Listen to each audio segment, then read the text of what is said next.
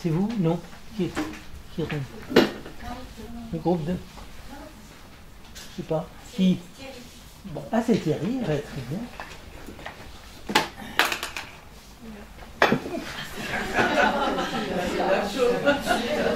Et quand on intervient... Attends, tu viens devant. Oui, d'énergie. Hein. Bon.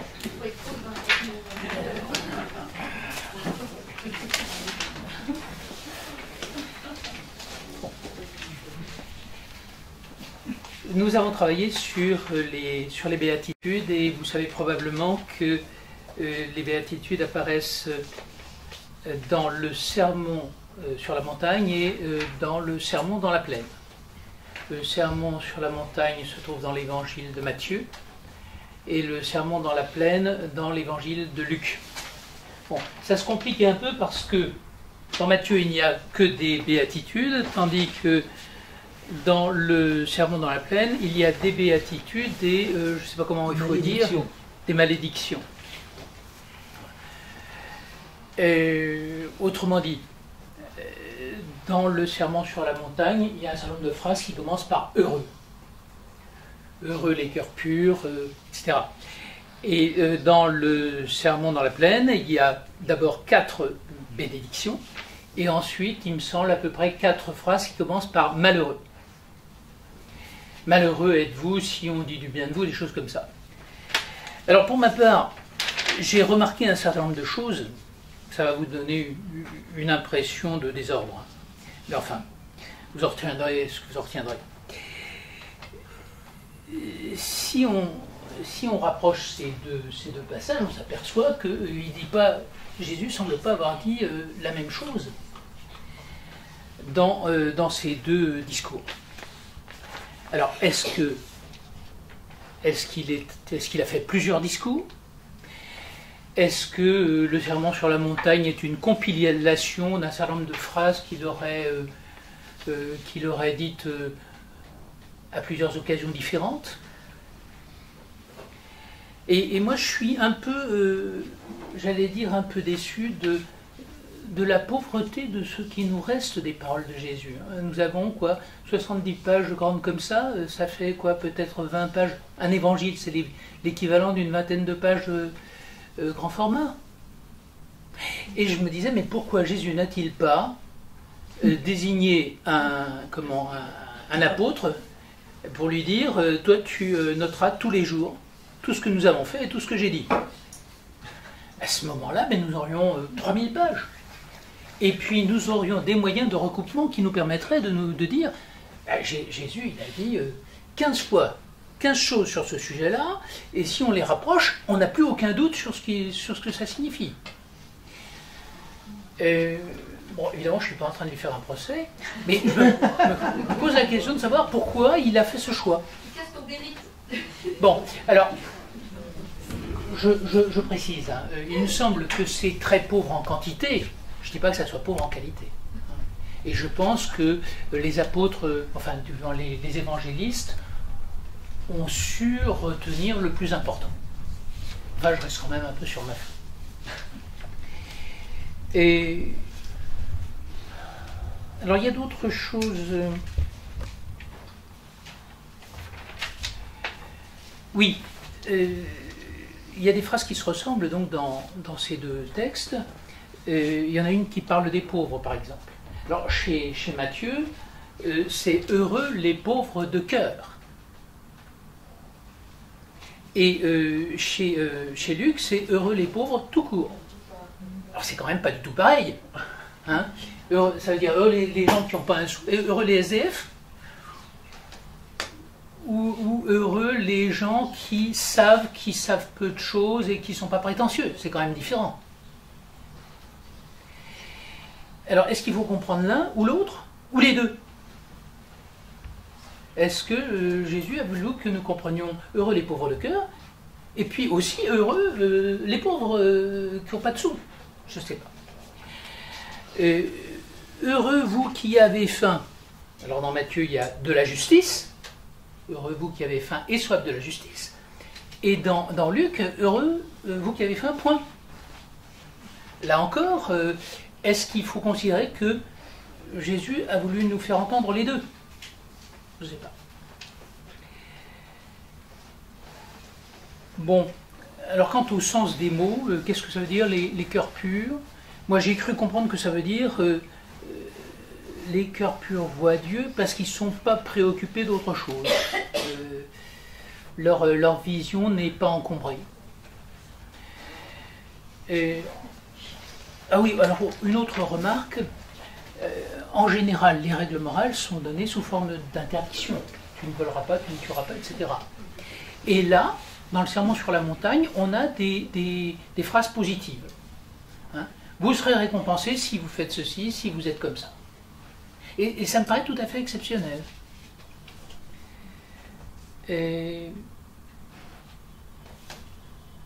Oui, c'est un peu comme si Jésus nous disait, ben voilà, je vous indique un certain nombre de voies de salut. Hein, si vous avez le cœur pur, vous êtes sur la voie du salut. Si vous êtes hindou, vous êtes sur la voie du salut, etc. Bon, là encore, vous ne serez peut-être pas d'accord avec moi. Ah oui, alors à propos de heureux ceux qui pleurent, ils seront consolés. On pourrait se dire, mais c'est un peu facile, alors bon, je suis devant la difficulté, j'ai plein d'ennuis, ben, je me mets à pleurer, et puis je serai récompensé. Bon, donc là, j'ai probablement pas entièrement compris. Bon. Voilà. Alors il me reste un quart d'heure, je n'ai qu'un quart d'heure devant moi, pour essayer de dire quelques petites choses. D'abord, peut-être que je vais répondre tout de suite à mon ami Thierry. L'hypothèse selon laquelle on aurait pu avoir un enregistrement complet des paroles de Jésus, Saint Jean, il fait vaguement allusion, il dit, si on se rapportait tout ce qu'il a dit, tout ce qu'il a fait, des bibliothèques entières ne suffiraient pas. Donc, pourquoi l'a-t-il pas fait? Ben parce que nous ne sommes pas une religion du livre, précisément, c'est-à-dire que nous ne sommes pas la religion d'un texte, parce qu'on pourrait arriver effectivement à une collection parfaite des dits de Jésus. Et en fait, nous suivons une personne, nous suivons un être vivant. Bien sûr, ces paroles sont pour nous très intéressantes, très importantes, mais dans la mesure où elles nous révèlent son être, sa manière de voir, sa réaction face à certaines choses. Et donc, c'est pas étonnant que nous ayons des choses qui sont parfois, à première vue, incompatibles. Enfin, quand Jésus dit « je suis pas venu apporter la paix sur la terre », et puis quand il dit « je vous donne ma paix, je vous laisse ma paix », enfin, ouais.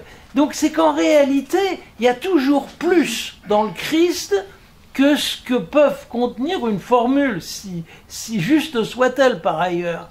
Il y a, vous voulez, le Seigneur, comme il est transcendant, il tient ensemble des choses qui, nous, ont du mal à tenir ensemble, mais que lui, il réunit dans son être. C'est comme les parallèles qui se rejoignent à l'infini. Il est l'infini, et d'une certaine manière, des choses qui nous paraissent pas immédiatement coordonnées, eh bien, trouvent en lui une profondeur, une richesse extraordinaire. Comment il peut être à la fois si patient, au point d'aller chercher la brebis perdue, etc., et puis d'une exigence qui semble n'admettre aucun retard, aucun délai. Comment... Eh bien oui, quand on le regarde, quand on prie, quand on est devant le Saint-Sacrement, peut-être qu'on devine ce qui les lie ensemble, ce qui n'est pas un peu de chaque, quoi. Il n'est pas 50-50, il n'est pas 50 patient, 50 impatient.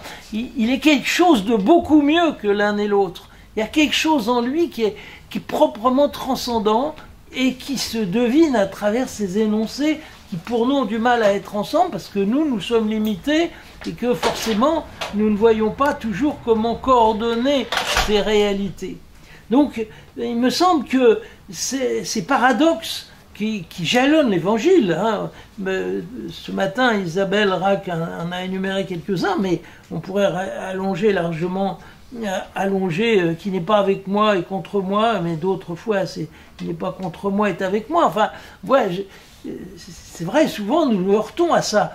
Eh bien, rendons-nous compte que ça veut dire qu'il y a derrière un être si riche, si dense, si fort, qui tient ensemble ce que nous tient difficilement et qu'une personnalité dans notre genre n'arriverait pas à vivre comme ça. mais que plus nous nous approchons de lui, plus nous le contemplons, plus nous vivons à son intimité, plus nous découvrons cette espèce de surabondance qui est dans le fond de son être et qui nous bouleverse et nous étonne. Alors, je ne vais pas reprendre tout ce qui a été dit, hein, qui était juste dans l'ensemble, et je pense dans la réalité. Vous, attendez. Je voudrais vous faire marquer un point qui est sans doute important, c'est que le commandement a quand même relativement mauvaise presse chez nous, surtout à l'époque où nous vivons. Interdit d'interdire. Alors, il y a des énoncés des négatifs aussi dans l'Évangile, il n'y a pas que des énoncés positifs. Mais enfin, le commandement nous paraît en gros contraire à l'amour.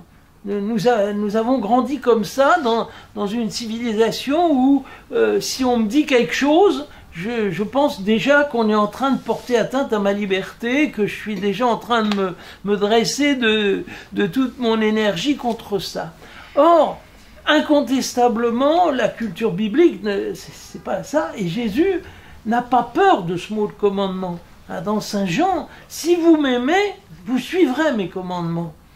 Et il faut arriver à comprendre ce que ça veut dire, parce que dans le commandement, il y a bien sûr quelque chose qui vient de la volonté de celui qui nous le donne, et que nous n'avons pas forcément trouvé nous-mêmes, mais que nous devons accepter en faisant confiance au fait que lui nous connaît mieux que nous nous connaissons, qu'il est plus sage que nous, plus grand que nous, et que par conséquent nous pouvons lui faire confiance. Quand Sartre dit « Si Dieu existait, la première chose que je ferais, c'est de lui dénier mon obéissance, de refuser de l'accueillir », eh bien, c'est que plus ou moins il a l'impression que Dieu, c'est une espèce d'arbitraire par lequel quelqu'un m'imposerait ce que j'ai pas envie de faire. C'est la police, c'est je sais pas quoi, mais or justement, c'est pas ça, c'est un père. Et si c'est un père qui m'a voulu, je ne suis pas né par hasard de lui, s'il m'a voulu, eh bien, il sait bien ce qui est mon bien. Et mon bien, c'est pas simplement de me faire plier devant lui pour m'obliger à faire ce que j'ai pas envie de faire. Ce qu'il me donne, c'est pour ma croissance, au contraire. Le commandement dans la Genèse, dans le jardin d'Éden, n'était pas un commandement oppressif que Adam et Ève recevaient, c'était l'indication d'une limite qui leur disait aussi que à l'intérieur de cette limite, ils avaient beaucoup de possibilités et que cette limite elle-même, peut-être qu'en grandissant, elle ne serait plus nécessaire, qu'ils pourraient aussi manger des fruits de cet arbre-là, mais qu'à ce moment-là, ça serait dans la communion avec Dieu et pas dans le rejet. Donc, il nous faut vraiment purifier notre regard sur la notion de commandement et voir que le commandement émane de l'intention bienveillante de quelqu'un et que s'il nous demande de garder ces commandements, c'est au sens un ami nous laisserait une consigne, dirait écoute, je te laisse cet objet, mais voilà, tu en prendras soin, ou cet animal, mettons, ou cet animal domestique, je te le laisse, mais tu le nourriras, tu y prendras soin. Et si c'est notre ami, ben on essaiera de le faire bien, de lui rendre en bon état. Et donc garder les commandements, c'est pas seulement les observer, c'est pas seulement les suivre, c'est être heureux et fier que Dieu nous donne une responsabilité dans quelque chose qu'il nous a donné, dans laquelle il se donne, parce que le commandement nous révèle celui qui nous le donne. Jésus nous a dit « comme je vous ai aimé », alors là c'est très clair, mais les commandements du décalogue ne sont pas aussi explicites, mais au fond c'est la même réalité. Si Dieu nous demande de respecter la vie, c'est parce qu'il est vie. S'il nous demande de respecter notre parole, c'est qu'il est parole. Enfin, donc par conséquent, tout ça, d'apprendre la beauté du commandement. Il me semble qu'il y a vraiment tout un effort intérieur à faire pour retrouver ça comme une chance, comme une grâce. Que le commandement est pour nous source de vie à l'intérieur d'une alliance, comme le disait frère Cirque tout à l'heure. Alors, caractère paradoxal des paroles de Jésus, beauté du commandement, je voudrais aussi souligner un trait qui est assez évident, mais qui n'a pas toujours frappé. Mais si on lit le sermon sur la montagne d'une traite, les 3 chapitres 5, 6 et 7, mais on est frappé, je pourrais compter le nombre de fois où il y a Dieu, ou le Père, enfin, en fait, tout est tourné vers Dieu. Les commandements du Christ ne sont presque jamais fondés sur une simple expérience humaine en disant c'est presque toujours quand même dans le souci de correspondre à la sainteté de Dieu, d'obtenir de lui ce que Jésus appelle la récompense. Quelle récompense aurez-vous si vous donnez de l'argent simplement pour vous faire remarquer? Vous aurez déjà votre récompense, tandis que, sous-entendu, il y a une bien meilleure récompense que vous pouvez avoir si vous le faites pour Dieu seul.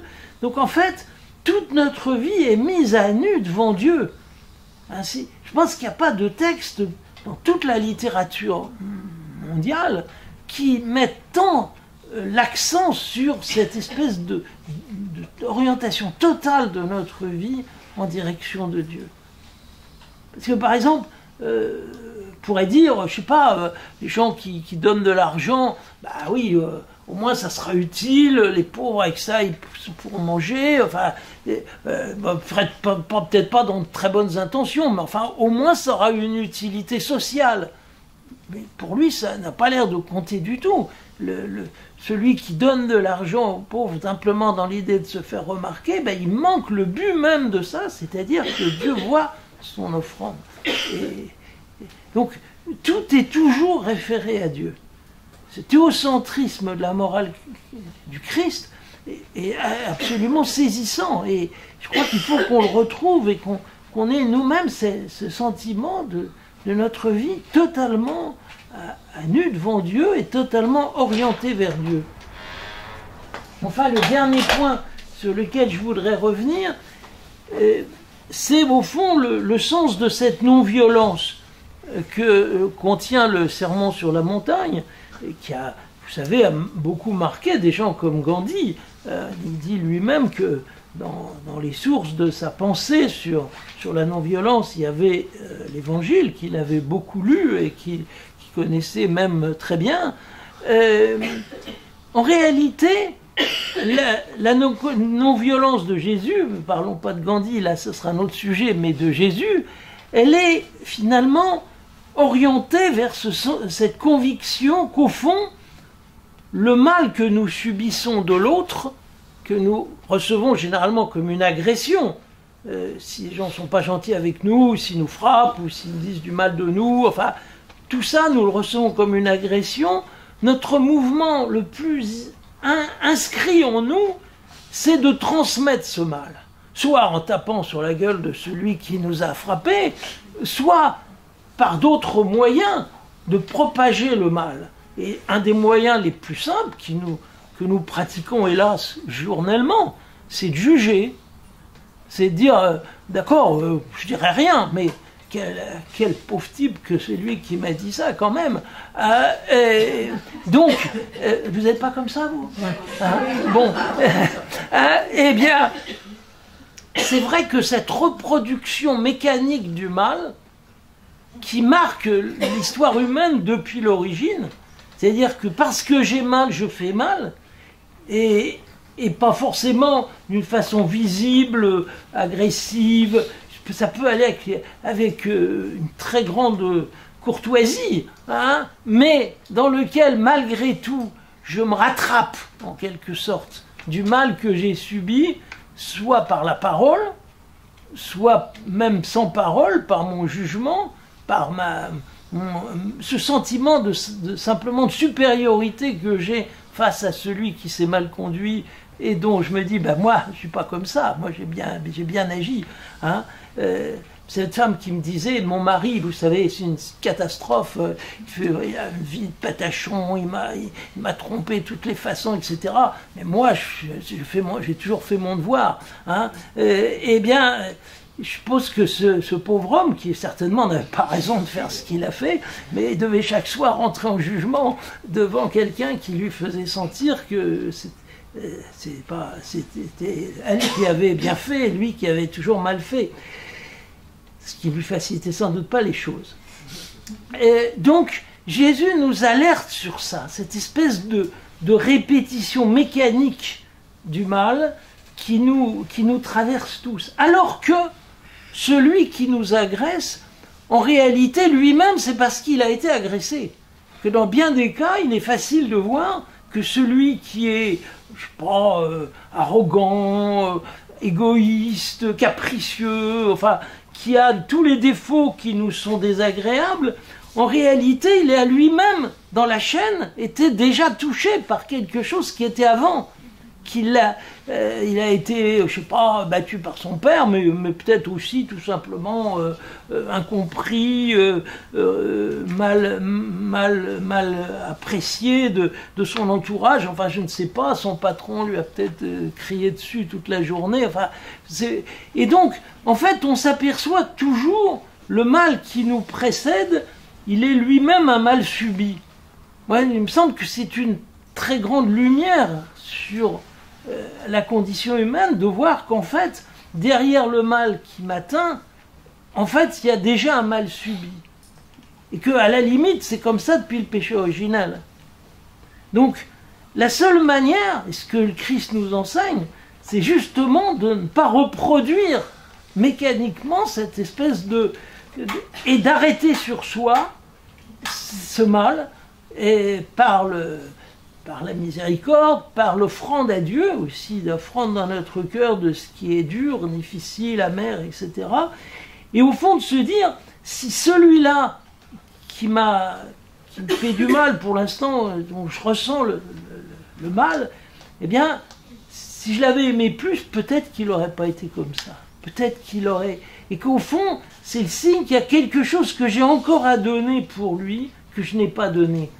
C'est exactement, finalement, ce que sœur Françoise nous a expliqué du renversement de la Regula Aurea. Enfin, c'est que, en réalité, Jésus ne dit pas seulement que si tu veux que les gens ne te disent pas de mal de toi, n'en dis pas d'eux, ce qui est évident, c'est vrai.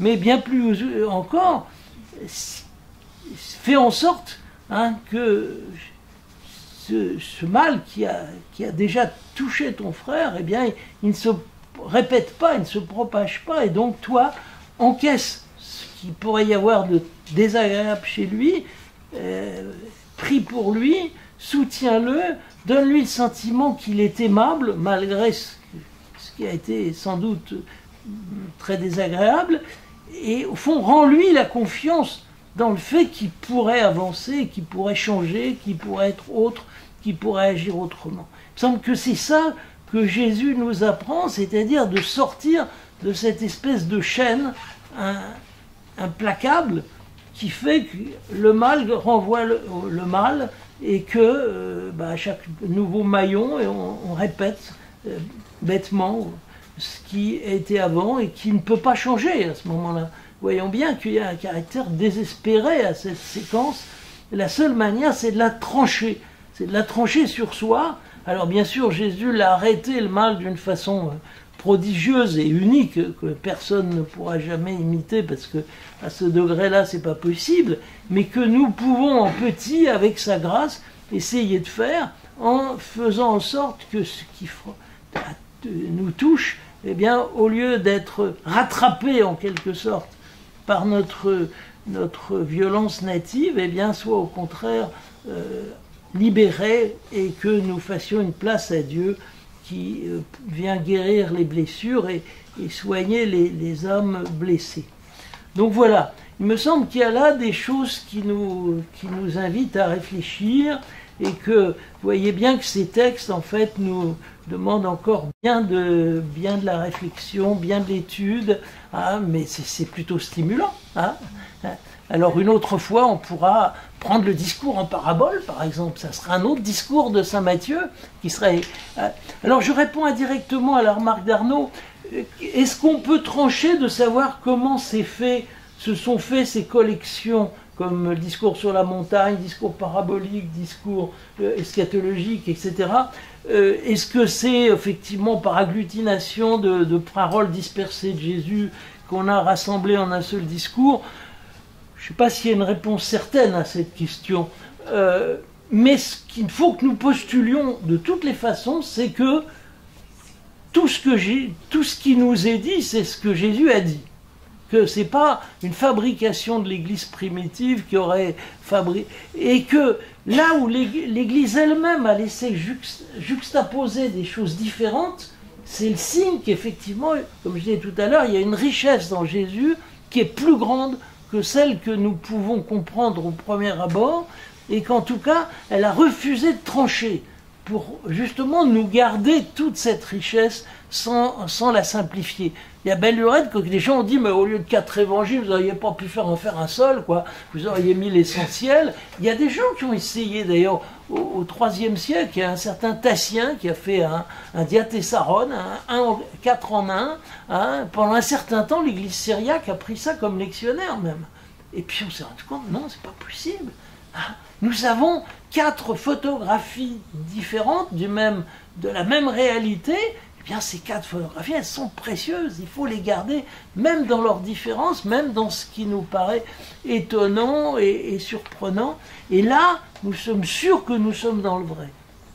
Rien n'est trafiqué par les hommes pour expliciter tel thèse, telle vérité.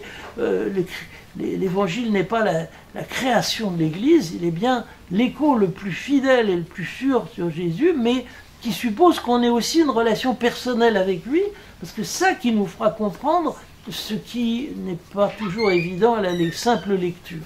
Je m'arrête là parce que j'ai atteint...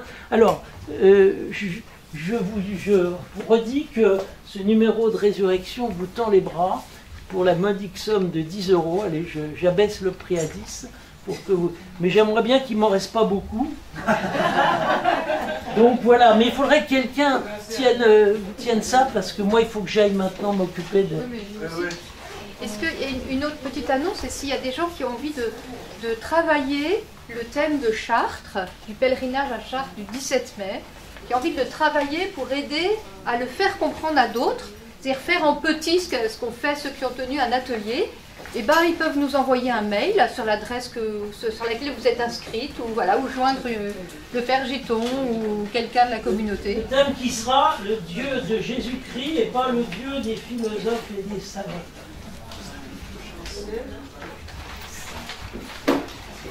Voilà, qui pourrait s'occuper